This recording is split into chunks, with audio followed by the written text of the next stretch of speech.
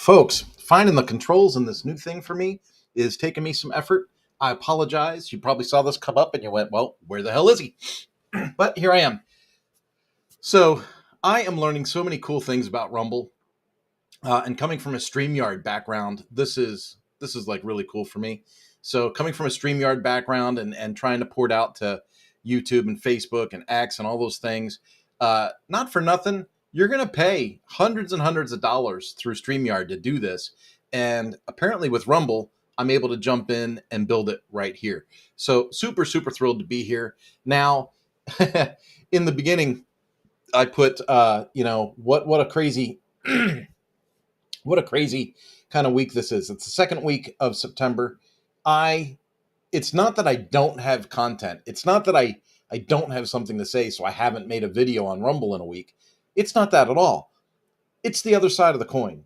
It is, how do I come up with a focused message out of the nonsense, the pure cacophony of nonsense that is swimming around in my head. Uh, so the poor girl, Irina, I believe is her name. She gets killed by the dude on public transportation. Everybody is up in arms about it. You're a racist if you call it out. You're a racist if you don't call it out. 14 times for violent crime, this guy gets, released back into the public. Someone on CNN said, "Oh, well, we got to feel sorry for him because he's a schizophrenic." No, we should feel sorry for the girl and her family because she's dead. But that's not all. There's other instances all over the country where things are happening. And so my social media feed, I work online, and my social media feed is full of this stuff. It's full of this violence, this here, that here, the other thing. So and so is angry, and I think we have a little bit of fatigue about it, but it's in the whole feed. And so when I'm trying to do my work online and I'm trying to find things that I associate with for my business, running a digital agency here in Hutchinson, Kansas, I'm trying to find things that that I can associate with or that people I can connect with based on that. And instead, what I'm seeing is, President Trump said this, and this is what's happening in Congress today, and people are fighting with Bobby Kennedy about vaccines. And it's so ironic to me. Like, I'm looking at some of these angry posts and they gotta be bots. And right when I say, oh, right when I say they've got to be bots, this doesn't make sense. What they're saying is complete lunacy. It's got to be a bot, right? Like that's what's in my head. Right when I'm thinking that, I actually have a family member that pops up out of the woodwork and expresses a fear of being deported as a citizen. Now, not a person of color, not a demographic typically pointed out for any of these things, but literally almost panic struck about getting deported as a citizen because it's happening. It's happening everywhere. Oh my God. And I go, wait a minute. Like, you're a real person. You're not a bot. You really believe this stuff. And that's where I kind of have to take stock as a business owner when I'm having conversations with potential clients. This is one of the things that I have to think of all the time. Like, I have certain thoughts. I have certain thoughts about the pandemic. I have certain thoughts about who's the president. I have certain thoughts about public schools. I have certain thoughts. Like, I have thoughts about these things. But you have no idea when you're talking to somebody what their real thoughts are. And that part to me that's incredible. So for instance, that guy kills that girl, right? Boom, stabs her, right? He gets on the bus and he says, "I got that white girl." And then he goes and stabs her, right? She's dead. Boop, she's done. People started a GoFundMe page for that dude. Like, people are literally like, let's protect him from undue criticism or something like that. It's mind numbing to me. And just when you think, well, those are bots that couldn't be real. Oh no, I'm here to tell you it's real. People really believe these things.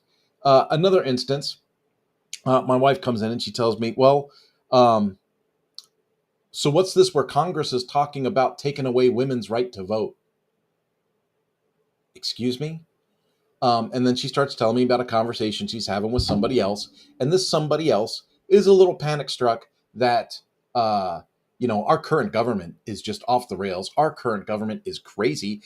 In Congress right now, they're talking about taking away a woman's right to vote. And I told my wife, I said, now, doesn't that sound just a little bit crazy? Doesn't that sound nuts? And she goes, well, yeah, I don't really believe it, but I mean, is it true or is it not true? And so we, satisfy a curiosity. We do a quick little search, and of course, starts talking about the Save Act and all these things. And if you were to misconstrue things and blow things completely out of proportion, if a woman got married, changed her name, but did not change her ID to match her legal representation, she might be denied the opportunity to vote. Well, here's an idea: update your ID. Like, it's not rocket science. This is not about taking away a woman's right to vote. It's about securing the vote and making sure we don't have a bunch of fake votes. I got some personal thoughts about the election in 2020 too. I got some personal thoughts about the election in 2024. I got a lot of thoughts on these things. And when I see things going in a direction that seems logical, we want to make sure people that are supposed to vote vote. We want to make sure people that aren't supposed to vote don't vote. We want to make sure that people that get on public transportation actually find a way to get home safely.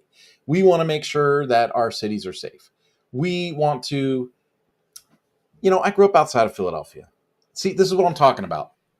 When I started the call, I said, it's not that I don't have anything to talk about. It's that I got a lot of stuff swimming around in here.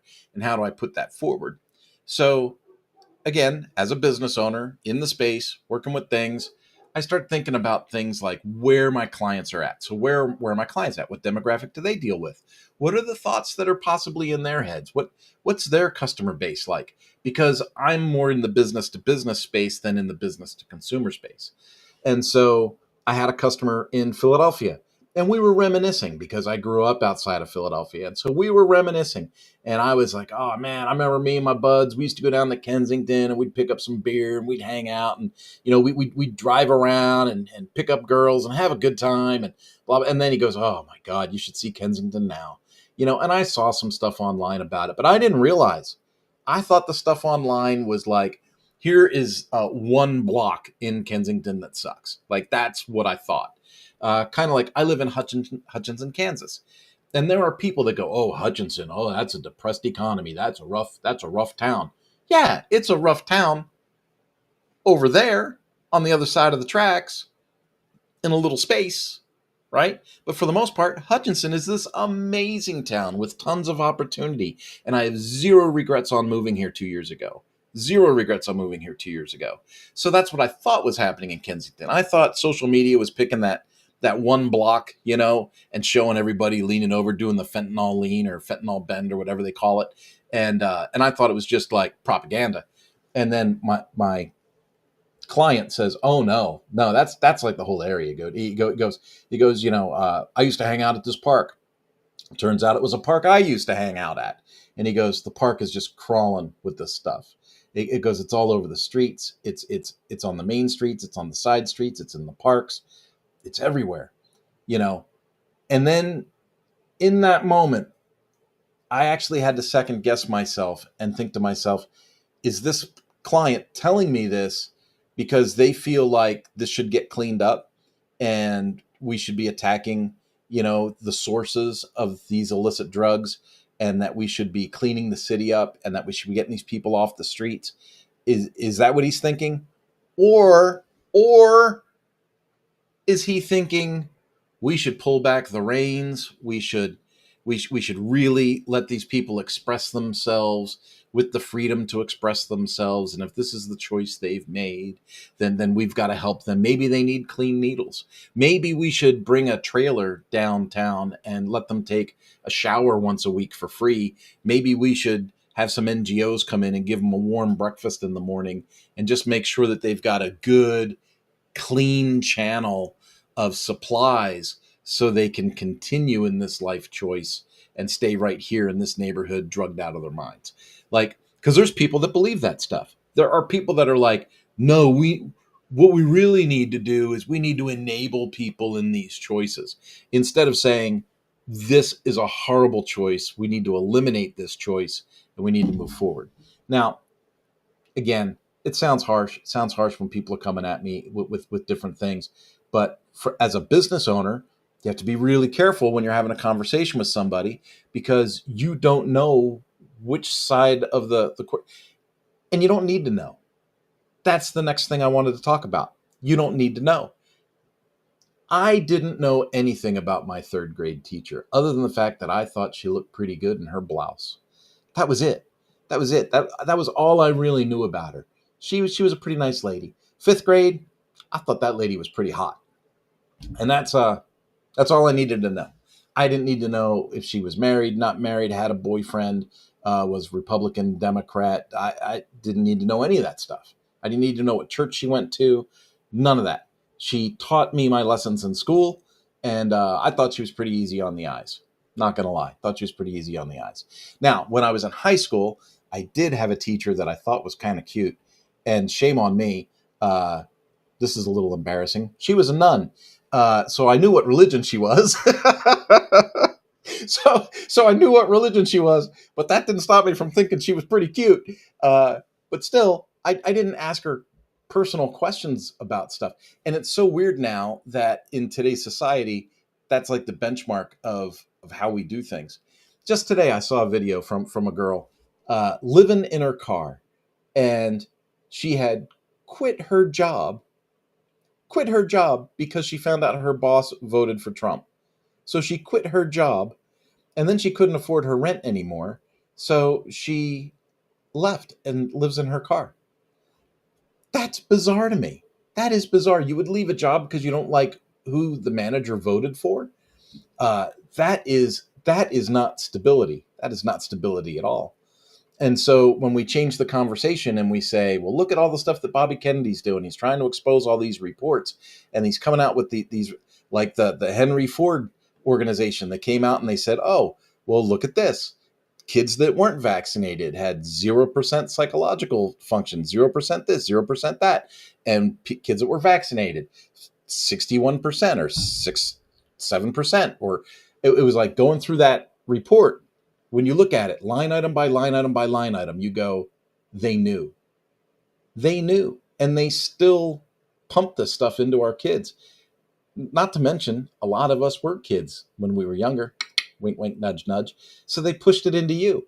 And then you look at what's the percentage of cancers? What's the percentage of mental instability? What's the percentage of ADHD? What's the percentage of heart issues? And it just goes on and on and on. They did a long-term study of kids that were vaccinated versus kids that weren't vaccinated. This is like as simple as looking at society and looking at Amish people. It's like society falling apart, running off the rails. Amish people, healthy as the day is long. Flu shot? We don't need a flu shot. It's just so interesting to see that. Like, there's the data. Like, here's a dump of data. Do what you want with the data, and it's right there. And people are like, "Oh no, this isn't right." And then what I don't understand is Bobby Kennedy is again all over social media arguing with who President Trump calls Pocahontas, arguing with her, arguing with other people, and all of these people that are arguing with him have all taken hundreds of millions of dollars from Big Pharma. And so, how is it that we're supposed to believe that they are making a true, impartial decision based on fact? Well, they're not. And so I find it really interesting. So again, not that I didn't have anything to say, it's that I had too much to say and I wasn't sure how this all was going to come out. I have no idea. If I look at this on the replay, I have no idea how crazy and unhinged I'm going to look. Now, business-wise, for those of you that follow the Mañana No Mas channel for business, I am looking at doing a new type of offer. I'm probably going to put it out for Black Friday. And I'm still thinking I'm going to restrict it to just local startups, but I'm also toying with the idea of doing just a full national push. I'm not sure how I want to do this yet. I have lost the last few bids, because instead of paying to have the website made and then hosted and maintained, the client has chosen to go with a subscription model where they sign a contract and say, I'll keep the website for at least 12 months or at least 18 months or at least 24 months, whatever that is, at a greatly reduced rate for building the website. So instead of paying $6,500 up front, they might pay $400 a month. So they would pay $400 a month for 20 months, or for a 20-month commitment, which would be $8,000. They would rather pay the $400 a month than pay $8,000 to have a website made. And so I am taking a really hard look at, how do I want to do that? Do I want to copy that model? Do I want to have a subscription model where it's 200, 240, 250, 300 bucks a month? Do I want to offer that and get people started? Like, I'm really thinking about startups here. I'm not thinking about enterprise builds, right? If you've got an $80,000 or a $90,000 project, I'm not going to launch it for 500 bucks on the first month. Like, that's just not real. That's not going to happen. But I'm talking about startups. I'm talking about the type of websites that are typically $2,000 to $5,000 that you would launch, that would have like a CRM, an appointment setter, maybe the ability to host an online course in there. But I'm thinking about these kinds of websites for business, mainly for startups. And if $2,000, $3,000, $5,000 is a lot to cut off at the beginning, maybe these are people that would say, hey, I would pay $300 a month for a subscription, with hosting and support and all those things. I would pay $300 a month for that. And I would commit to 18 to 24 months at that rate, rather than cut a check for $5,000. And so we're working on putting that together. And like I said, I don't know if I'm going to release that just locally, or if that's going to be a national push. I haven't quite made up my mind on that yet. I might sample it locally for a Black Friday sale, and then possibly look at expanding the offer nationally in the new year, in January. There's got to be ways to help people get through things. I have been seeing over and over and over again people talking about inflation and the economy and the job market, and saying things that are really quite negative. And I'll be honest with you, here we are, second week of September. I'm a little confused where the negativity is coming from. Here's the deal. Gas is cheaper than it was a year ago. Eggs are cheaper than they were a year ago. I just bought brisket at Dillon's for $3.99 a pound last week. So beef is cheaper.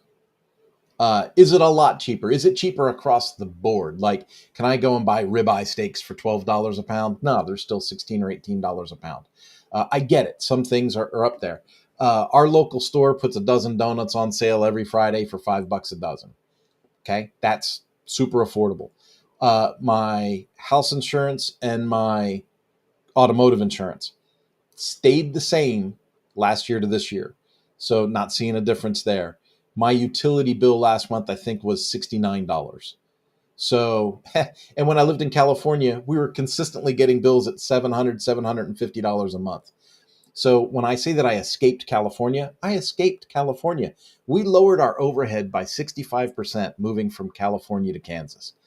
A lot of people don't believe it, but I'm here to tell you it is 100% true.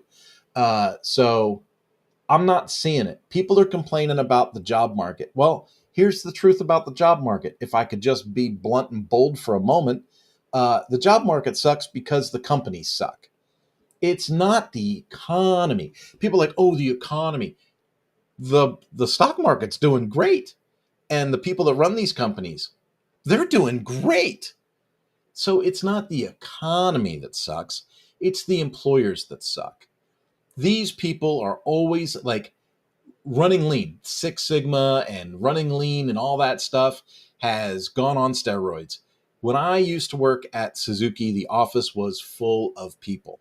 Then they had a giant layoff right before the pandemic. And then demand for motorcycles went through the roof. And right when the demand for motorcycles went through the roof, they ceased warehouse operations, stopped sending product to the dealers, and they cut the staff by like 60%. That's not smart business. So then demand was through the roof. So as the pandemic was waning, as the pandemic was wearing off, they were like, "Oh, we got to hire back some people." They hired back some people, but most people that work there are still doing the work of 3 or 4 people the way that it was before. And it's not like they're getting 2 or 3 salaries, right? So take a broad look at companies and how they are doing things.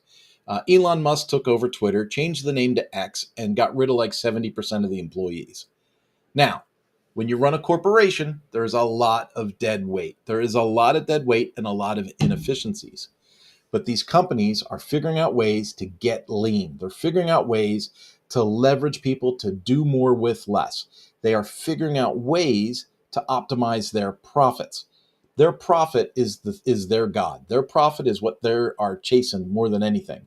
And so when I, as a consultant, am working with some of these people as clients, I see the flare in their eyes, right? Well, we're currently at a 32% margin. We need to get this to a 37% margin. Well, if you push your people to get that extra 5 or 6% margin, you're probably going to damage the internal culture of your business and you're going to lose some people. Right now, you seem to have a happy staff and things are going pretty good. How much margin would an unhappy staff create for you? They're like, screw it. We don't care. We'll hire some more people. We'll get rid of people. We'll do whatever we got to do. We're chasing a dollar. And I think that it is a little bit of an illness, right? If I'm going to be honest with you, I think it's a little bit of a mental illness. Oh, my dog's barking. I thought maybe my delivery was here. So I see a lot of this going on all the time. And then I see people in the throes of it, right? People that realistically could start their own consulting business, but are too afraid to, right? They have enough skills that they could be self-employed, but they don't want to be self-employed. And so they start to panic a little bit and they say, well, the economy sucks. I can't find a job. You can't find a job because the employers suck. They have figured out a way to run lean and push your position out of the way. You are no longer, you are a commodity. People hate to be referred to that way. But if you're in middle management and you can't find a job, you either need to take a cut and move down, or you need to figure out how you're going to bounce up. But you're not going to find this. This is gone. The companies have figured out a way to negate that position. So go self-employed, become a consultant. I left corporate. I decided to become a consultant. And you know what's weird? You can talk to a business owner, you can talk to a vice president of a corporation, and they can say, what we really need is an expert to come in and teach our people a little bit about X, Y, and Z. I'm thinking like a 2-day workshop and a this and a that, and maybe we do it in Las Vegas or maybe we do it in Denver. And would you be up for that? And I go, yeah. My rate's $10,000 a day plus travel. And this is the curriculum that I would share. And these would be the results that I would be looking to gain through your people. Done deal. How long would you have to take a job at corporate to make $20,000? Like how many days, how many hours would you sit in the car commuting to make $20,000? And most of these people that are on going, oh, the economy sucks, I can't find a job. They're all over LinkedIn. They're all over LinkedIn saying, I can't find a job. I can't find a job. Make a job. If you're tired of looking for a job, invent one. Invent the job. I make websites for people. I help people launch all the time. Maybe I'm a little partial to the idea. Like, hey, make a website, put your skills on there. And then when you talk to people, say, oh, I'm also available for consulting. Here's my website.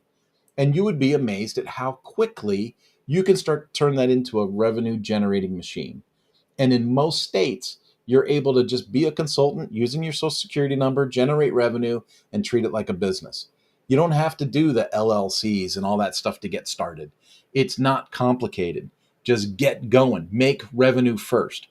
Get some money in and then worry about the problems. I'm so tired of people thinking that everything needs to be perfect. All the dots need to be lined up. All the I's crossed, all the I's dotted, the T's crossed. Everything's got to be perfect before I can launch or tell anybody what I'm doing. Just say, hey, you know what? I'm thinking about doing this. Boom. And see if any of your friends, family, circle, see if anyone brings you back in. I just said what I said about Suzuki. And you know what just happened last week? Someone at Suzuki said, hey, we're probably going to have an opportunity soon to do some curriculum development. I already know the product. I already know their processes. I would be the perfect choice to do their curriculum development. Sure, I'm open to have the conversation. But here's the cool part. That's not my only thing. So if they don't call, if I don't get the gig, I got other things that'll backfill it. And that's the glory of being self-employed. You have the choices. You have the freedom. You can do those things. Ah, I feel a little bit better, folks. I don't know if you feel better talking to me, listening to me. I didn't see any chats come in. Let me see. Is there any chats? I didn't see any chats. I got to figure out on Rumble if the chat in YouTube would come through this screen, or if I would have to be open in YouTube at the same time to see the chat come through. I don't know. I'll figure it out. I'm getting there, folks. This Rumble thing has tossed me for a little bit of a loop. Extra buttons, extra things to see. Like I couldn't find the camera and the microphone. I kept clicking on one thing and it turned out it was on the other side of the screen. I apologize for that, but I'm getting there. I'm getting better and better and better. Have yourself, in fact, if I go to studio and I look at banners, yep, I threw that up there. I don't know if you knew this or not, but no, not that. Where's the other thing? Audio clip. Here it is, banners. I can put these things in here. Do the work, right? Manananomas.com. This is so cool. This is so cool. I wish I would have started Rumble a lot earlier and gotten better at it much sooner. Have yourselves a wonderful hump day. I'm probably going to go live tomorrow. I've been trying to get more regular on certain things, and I used to go live every Thursday morning, and so I'd kind of like to keep that going. And now that I've got this Rumble thing figured out as far as sharing on the other channels, I think we'll start that over again. Have yourselves a wonderful, wonderful day. Bye-bye.